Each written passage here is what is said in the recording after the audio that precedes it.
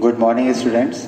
I, Om Mohan Saxena, I am going to take the chapter 1 of physics class 10, and the chapter is force. Now, the first topic, that is the moment of force and its equilibrium. Now, it is observed that when a body is acted upon by a force, then there are two kinds of motion. One is a linear or the translational motion, and second one is a rotational motion. Now, what is a linear or the translational motion? Means when the force acts on a stationary body and body is free to move, then the body starts moving in a straight line path in the direction of force, and such kind of motion is known as a translational or linear motion. Now, next one is a rotational motion. Now, if a body is pivoted or fixed at a certain point and it is capable of revolving or rotating about that point, and when the force is applied, the body revolve or rotate about the axis passing through that point, and such kind of motion is known as a rotational motion. Now, after that, there is a moment of force. Now, when we apply the force, then the body moves in a straight line path, but when we apply the moment of force, or you can say torque, then the body starts rotating about a fixed axis. So the moment of force or the torque is equal to the product of force applied on the body and the perpendicular distance of line of action of force from the axis of rotation. Now you can see from the diagram that suppose this is a body which is capable of rotating about this line, and suppose the force is applied in this direction. So this is the line of action of force, and this is the perpendicular direction R, and this is force. Then the moment of force or the torque is given by R cross F. This is the perpendicular distance of line of action of force from the axis of rotation, and this is the distance R, which is a perpendicular distance, and this is the magnitude of force. So this is the moment of force. Now, so here we have taken a distance like D. So you can take D cross F, or you can also write F cross D, both are same. And the SI unit, when we take force in a Newton and distance in a meter, then the SI unit of the torque will be Newton meter. In CGS it is a dyne centimeter, because SI unit, CGS unit of force is dyne and the distance is centimeter. So in CGS it is taken as a dyne centimeter. Now, some of the gravitational units, while we measure the force in the gravitational unit, these are the kilogram force in SI and gram force in CGS. In that case, the unit of torque will be kilogram force meter or gram force in centimeter. These are the gravitational units of torque. Now we discuss the factors affecting the turning of the body.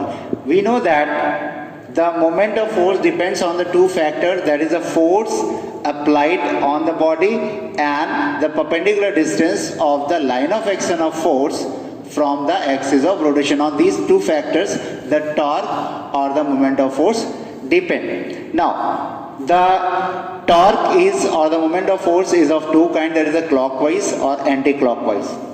When a torque is applied on the body and the body rotates in a clockwise direction, then the moment of force is known as a clockwise moment, and it is taken as a negative. Similarly, when the torque is applied on the body and body is capable of rotating in the anti-clockwise direction, then it is called anti-clockwise moment, and it is taken as a positive.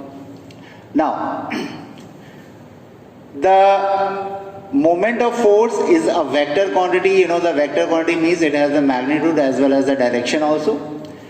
And the direction of moment of force, now this is very important, the direction of moment of force or the torque is along the axis of rotation. Now, if the moment or the moment of force is clockwise, that is negative, then it is taken in downward direction or inward.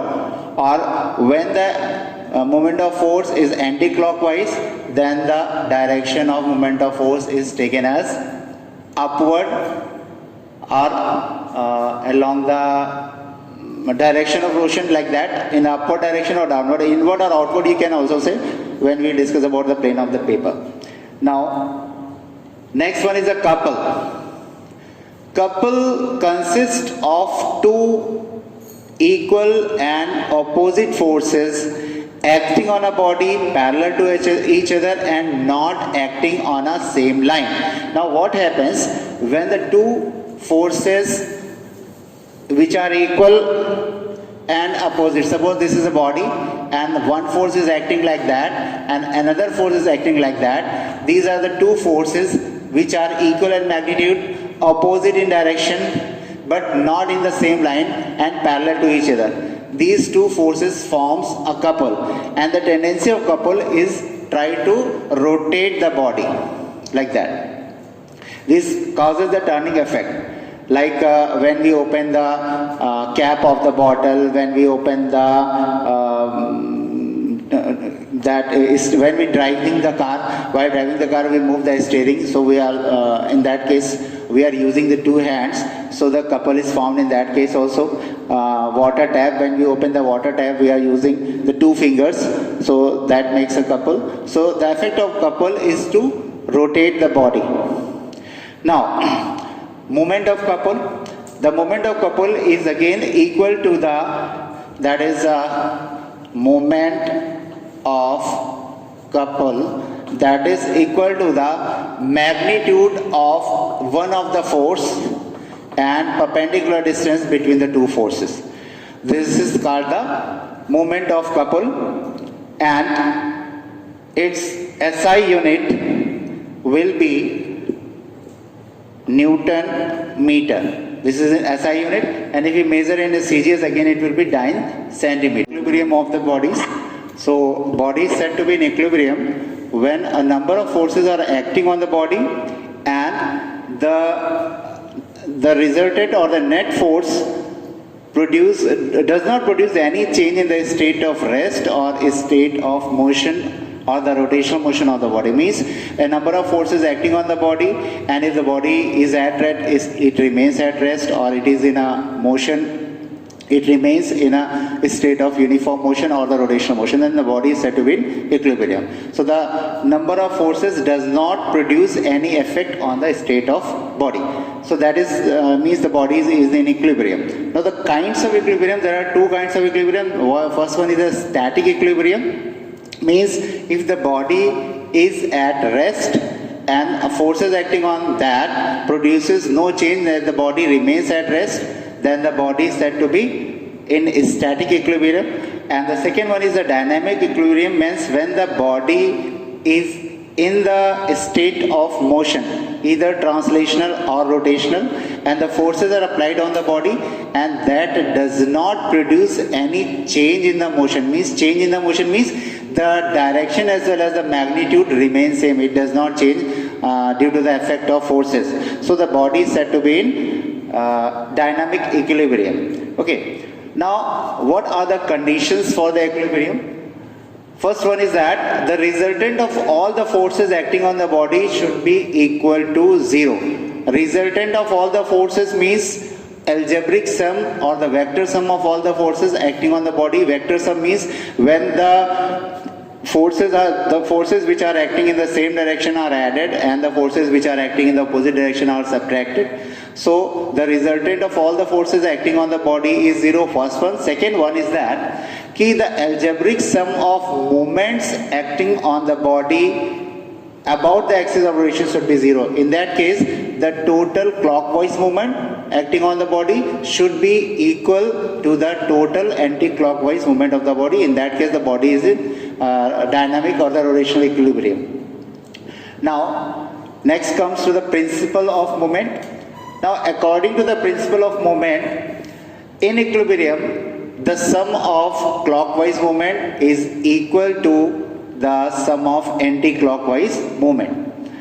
Now, if we calculate this, now suppose a body is acted upon by the two forces. Now suppose these are the bar and this is a weight suspended W1 and W2, and this is the axis of rotation. Means about this point the body can rotate. So if this length is L1, this length is L2, then the tendency of this force, that is W1, is to rotate the body in the anti-clockwise direction.